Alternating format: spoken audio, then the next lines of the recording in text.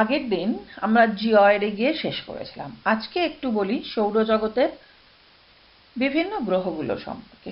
আমরা জানি সূর্যকে কেন্দ্র করে সবাই পথ পরিক্রমণ করছে। তার মধ্যে যে সমস্ত গ্রহগুলো নির্দিষ্ট কক্ষপথ রয়েছে বা যে জ্যোতিষ্কটি পর্যাপ্ত ভরযুক্ত উদস্থিতিক ভারসাম্য রয়েছে বা যেটাকে বলা হয় হাইড্রোস্ট্যাটিক ইকুইলিব্রিয়াম রয়েছে বা আকৃতি প্রায় গোলাকার এবং জ্যোতিষ্কটি বা যে গ্রহটি নিজের কক্ষপথের আশেপাশে অঞ্চলে অন্য যে কোনো মহাজাগতিক বস্তুকে সরিয়ে ফেলতে পারে তাদেরকে আমরা বলি কুলীন গ্রহ। সোজা কথায় কুলীন গ্রহ হচ্ছে তারাই যাদের নিজস্ব কক্ষপথ রয়েছে, যাদের পর্যাপ্ত ভরযুক্ত ইকুইলিব্রিয়াম রয়েছে বা ভারসাম্য রয়েছে এবং যারা মহাজাগতিক আক্রমণকে বা অন্য যে কোনো বস্তুকে সরিয়ে দিতে পারে। আবার অনেক সময় দেখা গেছে যাদেরকে কেন্দ্র করে আরও কতগুলো উপগ্রহ ঘুরতে পারে তাদেরকে বলা হয় কুলীন গ্রহ। এই কুলীন গ্রহর মধ্যে দেখো এই ছবিটার মধ্যে লেখা আছে Mercury, Venus, Earth, Mars, Jupiter, Saturn, Uranus, Neptune. অর্থাৎ এখানে 1, 2, 3, 4, 5, 6, 7, 8 আটটা কুলীন গ্রহ রয়েছে। এবারে যদি বলি বামন গ্রহ, বামন গ্রহগুলো কুলীন গ্রহের ঠিক উল্টো, অর্থাৎ সূর্যের চারপাশে পরিক্রমণ করে অথচ উপগ্রহ নয় এরা। আবার জ্যোতিষ্কটি পর্যাপ্ত ভরযুক্ত বা যা উদস্থিতিক ভারসাম্য রয়েছে অর্থাৎ হাইড্রোস্ট্যাটিক ইকুইলিব্রিয়াম রয়েছে, কিন্তু নিজের কক্ষপথের নিকটে কোনো মহাজাগতিক বস্তুকে সরিয়ে ফেলতে পারে না। সোজা কথায় যদি বলি এরা সূর্যের চারপাশে পরিক্রমণ করে কিন্তু এদের নিজস্ব কোনো কক্ষপথ নেই। বেশিরভাগেরই দেখা গেছে নিজস্ব কোনো কক্ষপথ নেই। এদের ইকুইলিব্রিয়াম ভারসাম্য যেটা রয়েছে, যেটাকে আমরা হাইড্রোস্ট্যাটিক ইকুইলিব্রিয়াম বলি, তাদের আকৃতিগুলো গোলাকার হওয়ার পক্ষে যথেষ্ট, কিন্তু এই জ্যোতিষ্কগুলো বা এই গ্রহগুলো নিজের কক্ষপথের নিকটে যদি কোনো মহাজাগতিক বস্তু আসে তাকে কিন্তু সরিয়ে ফেলতে পারে না। এটা খুব সাম্প্রতিককালে এটা আবিষ্কার হয়েছে, বলতে পারো 2006 সালে ইন্টারন্যাশনাল অ্যাস্ট্রোনমিক্যাল ইউনিয়ন থেকে এই গ্রহের দুটো ভাগ করা হয়েছে, কুলীন গ্রহ আর বামন গ্রহ, বা যেটাকে আমরা ডোয়ার্ফ প্ল্যানেট বলছি, বামন গ্রহ। এগুলোর মধ্যে কয়েকটা নাম জানি, এরিস, প্লুটো, হাউমেয়া, ম্যাকামেকি, সেরাস, এছাড়া আরও অনেক কয়েকটা রয়েছে এবং অনেকগুলো আছে যারা সূর্য থেকে অনেক দূরে অবস্থান করছে এবং যেহেতু তাদের নিজস্ব কক্ষপথ নেই এখনো তাদের সঠিকভাবে আইডেন্টিফাই বা চিহ্নিত করা সম্ভবপর হয়নি। তোমাদের বইতেও দেখো রয়েছে সেটা দেখো গ্রহগুলোর বিষয়ে কিছু তথ্য রয়েছে, মূলত কুলীন গ্রহগুলো। এগুলো তোমাদের একটু মনে রাখতে হবে। এদের ব্যাস কতটা, ক্ষেত্রফল কত, নাম্বার অফ মুনস অর্থাৎ বা স্যাটেলাইট মানে অর্থাৎ উপগ্রহ কতগুলো, কতদিনে সূর্যকে পরিক্রমণ করে, এই জিনিসগুলো একটু তোমাদের মুখস্থ রাখতে হবে বা একটু পড়তে হবে। এটা আজকে গুরুত্বপূর্ণ জিনিস নিয়ে আলোচনা করব, সেটাকে বলা হয় জিপিএস বা জিওগ্রাফিক্যাল পজিশনিং সিস্টেম। 1995 সালে পৃথিবীর এই 6টা কক্ষপথে 24টা স্যাটেলাইট স্থাপন করে মার্কিন প্রতিরক্ষা দপ্তর এই প্রথম জিপিএস এর ব্যাপারটার সূচনা করে। এই জিপিএস আসলে কি কাজ করছে, এখানে দেখো জিপিএস এর ছবি। প্রথম দেখো জিপিএস স্যাটেলাইট, মূলত 4টে স্যাটেলাইট যে কোনো একটা জায়গায় চারদিক থেকে যখন কোনো একটা সিগন্যাল নেয় বা কোনো একটা সংকেত নেয়, সঙ্গে সঙ্গে সেই জিপিএসটা কি করে, দেখো স্টেশনারি জিপিএস রিসিভার অর্থাৎ পৃথিবীতে যে এই যে র্যাডারের মতন যে জিনিসটা দেখছো ওখানে পাঠিয়ে দিচ্ছে। ওটা হচ্ছে প্রথম জায়গা। ওটা নেওয়ার পর দেখো এখানে বিভিন্ন টাওয়ারের মতন আছে, যেটাকে তোমরা বিভিন্ন ক্ষেত্রে রাস্তাঘাটে বা বাড়ির চারপাশে অনেক সময় দেখতে পাবে, যেটাকে মোবাইল টাওয়ার বলি। ওরকম একটা টাওয়ারে ওই সিগন্যালটা পাঠিয়ে দিচ্ছে এবং এই সিগন্যালটা সরাসরি কোথায় যাচ্ছে, মোবাইল হ্যান্ডসেটে।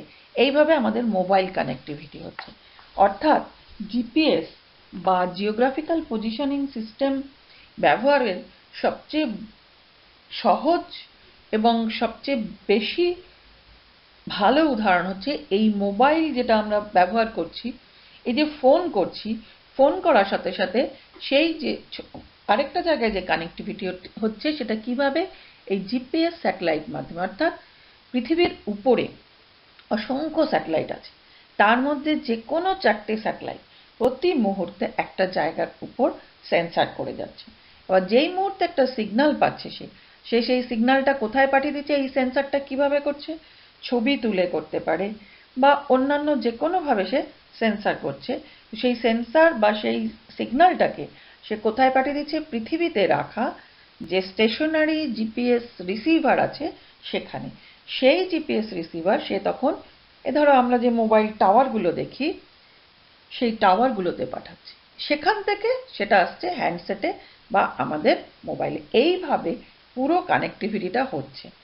এবং এই জিপিএস সিস্টেমটা তৈরি করার ফলে বা জিপিএস সিস্টেম হওয়ার ফলে যেটা হয়েছে, এই প্রযুক্তি ব্যবহার করে পৃথিবীর কানেক্টিভিটি অর্থাৎ পৃথিবীর সংযোগ, একটা জায়গা থেকে আরেকটা জায়গার সংযোগ একেবারে সাংঘাতিক রকম বেড়ে গেছে, বা বলতে পারো জেড গতিতে বৃদ্ধি পেয়েছে।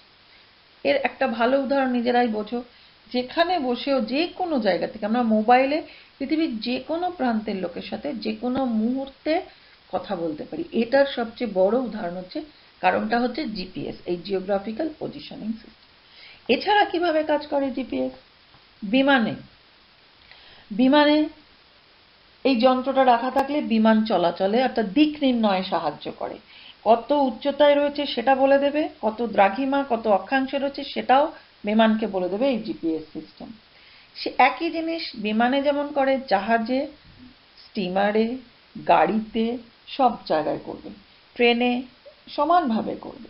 আবার এই জিপিএস সিস্টেম যদি জিপিএস আসলে এমনিতে জিপিএস বা জিওগ্রাফিক্যাল পজিশনিং সিস্টেমটা একটা ছোট যন্ত্রের মতো। এই যন্ত্রটা হাতে নিলে আমরা যে কোনো জায়গার সেই মুহূর্তে কত উচ্চতা, কত উষ্ণতা, কত ডিগ্রি অক্ষাংশে আছি, কত দ্রাঘিমায় আছি সব বুঝতে পারব।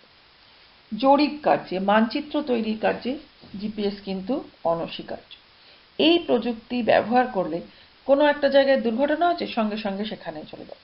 আর একটা মজা হচ্ছে, জিপিএস এর সাথে যখন জিআইএস, জিওগ্রাফিক্যাল ইনফরমেশন সিস্টেম যুক্ত করা হয়েছে, এবং সেটাও হয়েছে ওই খুব গত ধরো আজকে 20-25 বছর আগে। এবং তার ফলে এটা পৃথিবীর বলতে পারো বিভিন্ন দিকে একটা অন্যরকম পরিবর্তন এসে। কি, এই যে ধরো আমফান, আমাদের এই গত বছর যে আমফান এলো মে মাসে, এই ঝড়টা কি গতিতে আসবে, কত সময় আসবে, কখন আসবে, মোটামুটি নিখুঁতভাবে আবহাওয়া দপ্তর বলে দিয়েছে। কিভাবে? ওখানে স্যাটেলাইটের মাধ্যমে, ছবির মাধ্যমে। এই যে জিপিএস, জিও পজিশনিং সিস্টেমের সাথে জিওগ্রাফিক্যাল ইনফরমেশন যুক্ত হয়েছে, তার ফলে এই স্যাটেলাইটের মাধ্যমে আবহাওয়ার সমস্ত খবর, ইভেন ধরো পৃথিবীর যে কোনো দেশ কোথায় কি করছে, অর্থাৎ কোথায় কি নির্মাণ করছে, যেমন চীন কোথায় যুদ্ধজাহাজ পাঠাচ্ছে, কোথায় বাড়ি তৈরি করছে, অর্থাৎ অরুণাচলের কোন অঞ্চলে বাড়ি তৈরি করছে, বা এভরিথিং কি করছে সমস্তটা যদি ভারতীয় স্যাটেলাইট ওই অঞ্চলগুলোতে তো আছে, ওরা ধরে নিচ্ছে। ঠিক একই জিনিস চীনও কিন্তু ধরে নিতে পারছে ভারত কোথায় কি করছে। অর্থাৎ বলতে পারো এই জিওগ্রাফিক্যাল ইনফরমেশন সিস্টেম জিপিএস এর সাথে যুক্ত করার পর পৃথিবীর প্রত্যেকটা দেশ অন্য দেশের উপর নজরদারিও করতে পারছে। আবার ভালোও হচ্ছে, কোন মুহূর্তে কোথায় ঝড় ঝঞ্ঝা কিভাবে আসবে সেটা যেমন বলে দেওয়া হচ্ছে। মোটামুটি কোন সমুদ্রের জলতল কতটা উপরে উঠবে, কতটা নিচে নেমে গেছে, কোথায় একটা সময় বনভূমি ছিল এখন নেই, বা কোথায় ধরো আগ্নেয়গিরির অগ্ন্যুৎপাত হচ্ছে, এই সমস্ত ছবি কিন্তু জিপিএস এর মাধ্যমে এখন পৃথিবীর বিভিন্ন গবেষকদের কাছে এসে পৌঁছে যাচ্ছে। অর্থাৎ জিপিএস এর যেমন একটা খারাপ দিক আছে যে পৃথিবীর প্রত্যেকটা দেশ আরেকটা দেশের উপর নজরদারি করতে পারে, একটা ভালো দিক আছে, যে কোনো রকম প্রাকৃতিক দুর্যোগের খবর কিন্তু আমরা আগেই পেয়ে যাই এই জিপিএস এর মাধ্যমে। এবং তার সাথে যখন জিআইএস যুক্ত করা হয়েছে, বলতে পারো যেমন সংযোগ বা কানেক্টিভিটিতে একটা বিপুল পরিবর্তন এসছে, সেরকম পৃথিবীর আবহাওয়ার যেটাকে আমরা বলি ফোরকাস্ট বা আবহাওয়ার খবর দেওয়া এবং বিভিন্ন দুর্যোগের খবর দেওয়া এবং দুর্যোগ হলে কোথায় হয়েছে সঙ্গে সঙ্গে সেখানে পৌঁছে যাওয়া, এই সমস্ত বিষয়গুলো কিন্তু ভয়ঙ্করভাবে জিপিএস নির্ভরশীল হয়ে গেছে এবং এর ফলে প্রাণহানি, সম্পত্তিহানির পরিমাণও কিন্তু কমে যাচ্ছে। তোমাদের এই চ্যাপ্টারটা এখানেই শেষ। নেক্সট দিন তাহলে অন্য চ্যাপ্টার পড়াবো, ঠিক আছে?